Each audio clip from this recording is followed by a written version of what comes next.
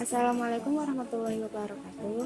Nama saya Khairunisa Maharani dengan NIM 2014050042. Saya akan menjelaskan tentang 4 pilar kebangsaan mata kuliah Pancasila dari Tadlis Bahasa Inggris. 4 pilar kebangsaan adalah tiang penyangga yang kokoh atau suku guru agar rakyat Indonesia merasa nyaman, aman, tentram, dan sejahtera serta terhindar dari berbagai macam gangguan dan bencana. Jadi, pilar di sini adalah tiang penyangga atau bangunan agar bisa berdiri secara kokoh. Bila tiang rapuh, maka bangunan akan mudah roboh. 4 pilar tersebut juga fondasi atau dasar yang menentukan kokohnya bangunan. 4 pilar kehidupan berbangsa dan bernegara adalah kumpulan nilai-nilai luhur yang harus dipahami seluruh masyarakat dan menjadi panduan dalam kehidupan ketatanegaraan untuk mewujudkan bangsa dan negara yang adil, makmur, sejahtera, dan bermartabat. Konsep 4 pilar kehidupan berbangsa dan bernegara di Indonesia terdiri dari 4. Yang pertama adalah Pancasila. Yang kedua, Undang-Undang Dasar 1945. Yang ketiga, NKRI atau Negara Kesatuan Republik Indonesia itu sendiri. Dan yang keempat, Bhinneka Tunggal Ika. 4 pilar tersebut tidak dimaksudkan memiliki kedudukan sederajat. Setiap pilar memiliki tingkat, fungsi, dan konteks yang berbeda. Pada prinsipnya, Pancasila sebagai ideologi dan dasar negara, kedudukannya berada di atas 3 pilar yang lain. Jadi Pancasila adalah nomor yang pertama.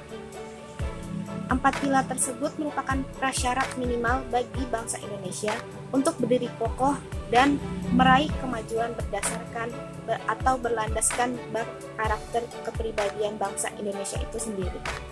Setiap warga Indonesia harus memiliki keyakinan bahwa 4 pilar tersebut adalah prinsip moral keindonesiaan yang memandu tercapainya kehidupan bangsa yang merdeka, bersatu, berdaulat, adil, dan makmur. Baiklah, yang pertama kita akan membahas tentang Pancasila.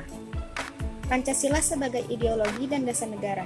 Sebagai dasar NKRI, Pancasila memiliki fungsi yang sangat fundamental. Pancasila disebut sebagai sumber dari segala sumber hukum. Sifat Pancasila yuridis formal, maka mengharuskan seluruh peraturan perundang-undangan berlandaskan pada Pancasila. Pancasila sebagai dasar filosofis dan sebagai perilaku kehidupan. Artinya, Pancasila merupakan falsafah negara dan pandangan atau cara hidup bagi bangsa Indonesia dalam berkehidupan bermasyarakat, berbangsa, dan bernegara untuk mencapai cita-cita nasional. Pancasila menjadi karakter masyarakat Indonesia sehingga menjadi identitas atau jati diri bangsa Indonesia. Pancasila merupakan rujukan, acuan, sekaligus tujuan dalam pembangunan karakter bangsa. Dalam proses perumusan dasar negara, Presiden Soekarno menuangkan konsep dasar negara ke dalam pengertian dasar falsafah dan pandangan komprehensif dunia secara sistematik dan koheren. Pada 1 Juni 1945, Soekarno mengemukakan pemikirannya mengenai Pancasila, yaitu nama dari 5 dasar negara Indonesia di depan sidang Badan Penyelidik Usaha-Usaha Persiapan Kemerdekaan Indonesia atau yang biasa disebut dengan BPUPKI.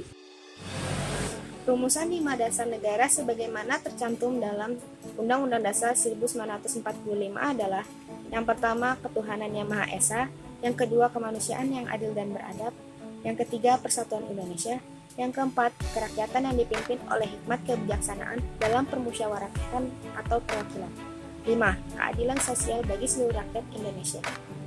Kelima sila tersebut sebagai satu kesatuan nilai kehidupan masyarakat Indonesia dan dasar negara Republik Indonesia. Dasar negara ini kokoh karena digali dan dirumuskan dari nilai kehidupan rakyat Indonesia yang merupakan kepribadian dan pandangan hidup bangsa. Karena itu, Pancasila disepakati secara nasional merupakan perjanjian luhur yang harus dijadikan pedoman bagi bangsa Indonesia, pemerintah, dan seluruh rakyat Indonesia. Selanjutnya kita akan membahas tentang Undang-Undang Dasar 1945. Nilai-nilai luhur Pancasila ada dalam norma-norma yang terdapat dalam pembukaan dan batang tubuh Undang-Undang 1945. Norma konstitusional Undang-Undang 1945 menjadi acuan dalam pembangunan karakter bangsa. Keluhuran nilai dalam pembukaan Undang-Undang 1945 menunjukkan komitmen bangsa Indonesia untuk mempertahankan pembukaan bahkan tidak mengubahnya. Terdapat 4 kandungan dalam pembukaan Undang-Undang Dasar 1945 yang menjadi alasan komitmen untuk tidak mengubahnya, yaitu: pertama, terdapat norma dasar universal bagi tegaknya sebuah negara yang merdeka dan berdaulat. Yang kedua, terdapat 4 tujuan negara, yaitu melindungi segenap bangsa Indonesia dan seluruh tumpah darahnya, memajukan kesejahteraan umum, mencerdaskan kehidupan bangsa, dan ikut melaksanakan ketertiban dunia. Yang ketiga, pembukaan Undang-Undang Dasar 1945 mengatur ketatanegaraan Indonesia, khususnya tentang bentuk negara dan sistem pemerintahannya.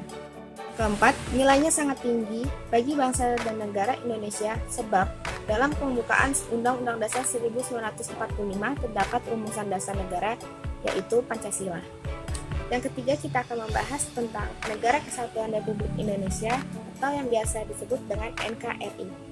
Dalam pasal 1 ayat 1 Undang-Undang Dasar 1945 disebutkan negara Indonesia adalah negara kesatuan yang berbentuk republik. Dalam pembangunan karakter bangsa dibutuhkan komitmen terhadap NKRI itu sendiri. Karakter yang dibangun pada manusia dan bangsa Indonesia adalah karakter yang memperkuat dan memperkokoh komitmen terhadap NKRI, bukan karakter yang berkembang secara tidak terkendali apalagi menggoyahkan NKRI. Maka rasa cinta terhadap tanah air perlu dikembangkan dalam pembangunan karakter bangsa. Pembangunan karakter bangsa melalui pengembangan sikap demokratis dan menjunjung tinggi hak asasi manusia. Pembangunan karakter bangsa harus diletakkan dalam bingkai menjunjung tinggi persatuan dan kesatuan bangsa, bukan memecah belah NKRI. Jadi NKRI itu sendiri adalah objek dari apa yang kita lakukan berdasarkan dengan Pancasila dan Undang-Undang Dasar 1945.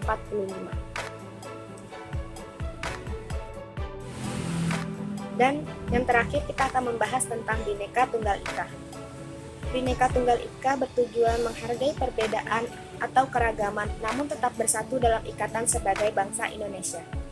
Tidak bisa dipungkiri, Indonesia terdiri dari beragamnya suku, agama, ras, dan antar golongan atau yang biasa kita sebut dengan SARA. Keberagaman ini harus dipandang sebagai kekayaan hasanah, sosiokultural, bersifat kodrati dan alamiah. Keberagaman bukan untuk dipertentangkan apalagi diadu antara satu dengan yang lain sehingga berakibat pada terpecah belahnya suatu negara. Oleh sebab itu, Bhinneka Tunggal Ika harus dapat menjadi penyemangat terwujudnya persatuan dan kesatuan bangsa. Tujuan dari adanya 4 pilar kebangsaan ini adalah untuk mengingatkan kembali kepada seluruh komponen bangsa agar pelaksanaan dan penyelenggaraan kehidupan berbangsa dan bernegara terus dijalankan, dengan tetap mengacu kepada tujuan negara yang dicita-citakan, serta bersatu padu mengisi pembangunan agar bangsa Indonesia lebih maju dan sejahtera. Sekian presentasi dari saya, kurang lebihnya mohon maaf. Assalamualaikum warahmatullahi wabarakatuh.